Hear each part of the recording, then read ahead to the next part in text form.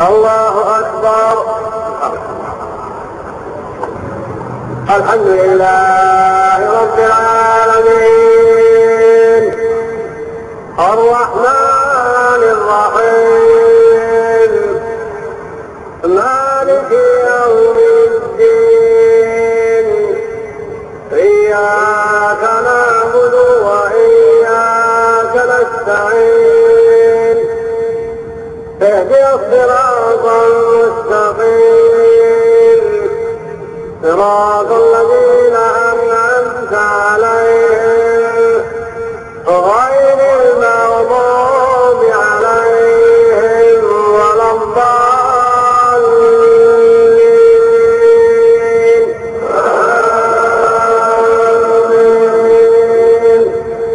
ألف لام ميم تنزيل الكتاب لا ريب فيه من رب العالمين. أم يقولون افتراه بل هو حق من ربك لتنذر قوما ما أتاهم من نذير من قبلك لعلهم يهتدون. الله الذي خلق السماوات والأرض وما بينهما في 6 أيام ثم استوى على العرش ما لكم من دونه من ولي ولا شفيع أفلا تتذكرون. يدبر الأمر من السماء إلى الأرض ثم يعود إليه في يوم كان مقداره 1000 سنة مما تعدون.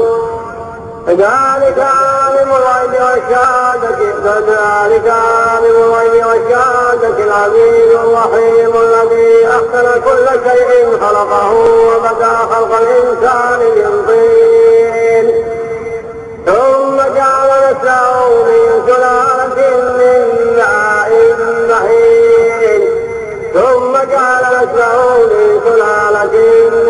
ماء مهين ثم سواه ونفخ فيه من روحه وجعل لكم السمع والأبصار والأفئدة قليلا ما تشكرون. وقالوا أئذا ضللنا في الأرض أئنا لفي خلق جديد بل هم بلقاء ربهم كافرون. قل يتوفاكم ملك الموت الذي وكل بكم ثم إلى ربكم ترجعون. ولو ترى إذ المجرمون ناكسوا رؤوسهم عند ربهم ربنا أبصرنا وسمعنا فارجعنا نعمل صالحا إنا موقنون. ولو شئنا لآتينا كل نفس هداها لكن حق القول مني لأملأن جهنم من الجنة والناس أجمعين. فذوقوا بما نسيتم لقاء يومكم هذا إنا نسيناكم وذوقوا عذاب الخلد بما كنتم تعملون. إنما يؤمن بآياتنا الذين إذا ذكروا بها خروا سجدا وسبحوا بحمد ربهم وهم لا يستكبرون. تتجافى جنوبهم عن المضاجع يدعون ربهم خوفا وطمعا ومما رزقناهم ينفقون. فلا تعلم نفس ما أخفي لهم من قرة أعين جزاء بما كانوا يعملون. أفمن كان مؤمنا كمن كان فاسقا لا يستوون. أما الذين آمنوا وعملوا الصالحات فلهم جنات المأوى نزلا بما كانوا يعملون. وأما الذين فسقوا فمأواهم النار كلما أرادوا أن يخرجوا منها أعيدوا فيها وقيل لهم ذوقوا عذاب النار الذي كنتم به تكذبون. ولنذيقن